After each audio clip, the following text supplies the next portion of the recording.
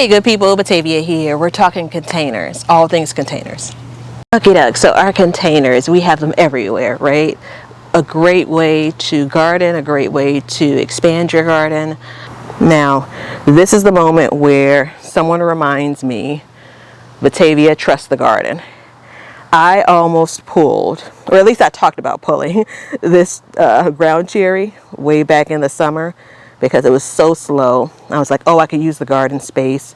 It's a 20-gallon grow bag, but look at what it's done. Sometimes you just got to give things a chance, right? So sweet potatoes here in a 20-gallon grow bag, and there may be 1 or 2 bean plants in here. Our 2 pepper plants that were in these containers that struggled. The Iko pepper, which is just too small of a plant to really support this fruit, so we're going to harvest that. That's just a note. Jalapeno pepper plant, same story about the plant being small, but because the peppers are smaller, it should fare a bit better. Sage and more chard. Sage is going to be really helpful as we go into the cooler weather and kind of some of the dishes that we'll be making once the weather gets cooler. Holidays approach. Our kohlrabi is well overdue for harvesting. I do want to be able to reuse this container for my fall planting, so we need to get this cut out, amend it, and then we will replant. I have kale here. I've already added some compost there. We'll go ahead and cover that, and then we will water deeply. We have our Brussels sprouts. We're going to end up cutting off the lower leaves. I'm going to say from about here down. And we want to give this plant every chance it has to produce. Our red cabbage definitely did form a head. Not really what we're expecting, but we'll take it. So I'm at this point where I'm ready to cut that out, and we'll eat the innermost part of the plant, and then we'll discard the leaves around it. There are a couple other things that are in the bed or in that container that we want to give a chance to grow. So I'm going to try over the course of these next weeks going into the colder weather to do a video on how I created this, because I still have some ideas of how to use this as I go into winter. So I'll share that with you all if I'm able to pull it off. So I pulled this out of the cage baby as I was trying some different things in there, which I'll show you in just a second. Our containers here they've been an all-star. So we have a pepper plant here, producing a few peppers. These are all 7-gallon grow bags, and this is like 2.5 gallons. Our serrano peppers look really healthy, really good. We have some basil. I pulled the small pepper plant that was in there. It had a large pepper, and it was basically tipped over, 1 single pepper. We're going to try to cut back and salvage some of this basil. I put in some transplants for lettuce here. Then these green beans, I think we're just letting these go to seed at this point. So we have the habanada peppers. This deep orange is the place I want to harvest it. It even can get a bit more red. That's when the flavor is there. Serranos, I probably told y'all last time I was going to be harvesting more green. And you know what? Let's do it. Let's pull off some now, because if we don't do it now, we won't do it. Let's use our dominant hand. It's not so easy harvesting food one-handed. All right, so we pulled off a couple. That's everything that we have that's green. I felt like I had more serrano peppers in the garden, but I don't think so. Let's put those in our pockets. We are harvesting potatoes. We're going to do it. So this is a 7-gallon bag of potatoes. All have died back. So at this point, I'm just storing them there. More habanada peppers. Mixed results in this container. I'm going to attribute it to the large root system of this dahlia plant. There are 2 of them in here because the beans didn't do well, nor did the habanada. Compared to in the same planting space, here is another habanada, 1 single plant, and it's flush with fruit, and they're starting to ripen at the bottom as they normally do. So there is a separate video where we cover off on what's growing in the backyard that's not in containers. But for this wall of containers, we have jalapenos. They're just turning beautiful colors here. So we're going to come in with our harvest and pick those. Same thing here, more jalapenos of varying sizes, varying colors. There's some corking that's happened there. Some red ones. This is the Corno de Toro. And so I have a little bit of sun scald down there on that pepper. And so we'll eat this fresh. And then this is the long Aldi pepper. So I've been trying to track what peppers are where. So that's a long Aldi only because I have it tagged.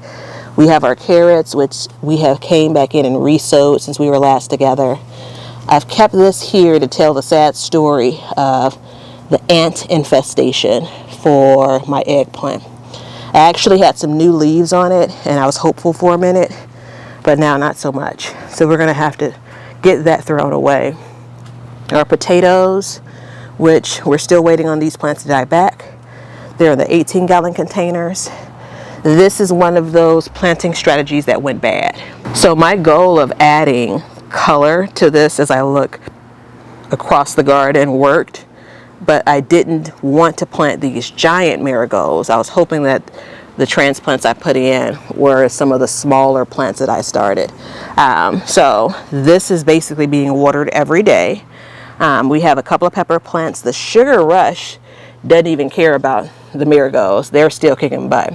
And so this is a spicy pepper, a hot pepper. And we have a few different colors. We're going to harvest some of the orange and we're going to harvest the ones that are red.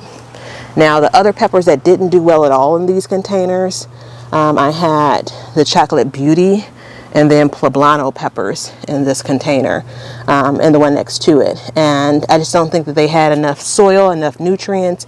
There was too much competition. Well, I mean, I guess that's okay.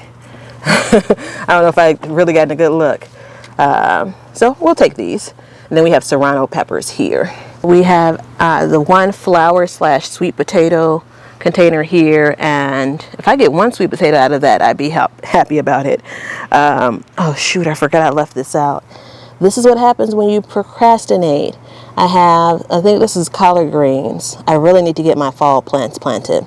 These are herbs. This is my corn, which I'm hoping to harvest soon. This is doing really well, and then I let it get away from me and I let it dry out.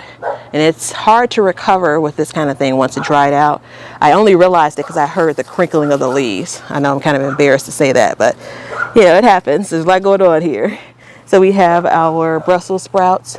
We'll harvest these probably closer to when it gets colder, but we'll clean up some of these leaves here. And we'll hope that these Brussels sprouts get a little bit larger. Potatoes to harvest, potatoes that we're waiting to die back, planting for our fall. Then we're gonna get into the cage baby. So we are trying something different this fall. I stole this idea from my buddy Ben over on Backyard Gardens TV. I'll link the video. He created this container bench in his garden and I loved it. And I had this material based on what I've scavenged. The milk crates, they're not from that milk crate challenge a couple of years ago. I actually had plans on building a strawberry tower, which was pretty popular more than a few years ago. Didn't get to that, so still had a bunch of milk crates, which I use in different places in the garden. Beets that should be harvested. We'll salvage what we can. They were planted in the midst of summer, which just isn't an ideal time. But we do have some great looking fall starts. So I have some winter choy in there, some lacinato kale. It's been eaten a little bit, but if I can get it planted and then protect it, will be good. 1,000 head kale. And this has been covered using some leftover tulle fabric. I still have some on the roll, and I just haven't gotten to planting out the rest of the fall starts and getting those spaces, those containers, those beds covered, but that's on the list. This is just me dry fitting it, seeing how I feel about it, seeing how this works. There's only one piece of plywood here, and I'm thinking these containers will be lighter. Once you put soil in it, once you water them, they're generally going to be heavy, but I'm thinking this could work. And really I have them higher just so they're not, whatever I plant isn't shaded out by what's growing in front of it. I haven't decided if this is something I want to take into next year as like a real planting strategy, but we'll see. And then we have the comeback. So our strawberries have come back again for our final showing of the year. And then we have them over here as well. We have some flowers, and then we have carrots. Okie doke, so thanks for spending some time with me. If you have any questions or comments, feel free to drop them below, and I'll see you all on the next one.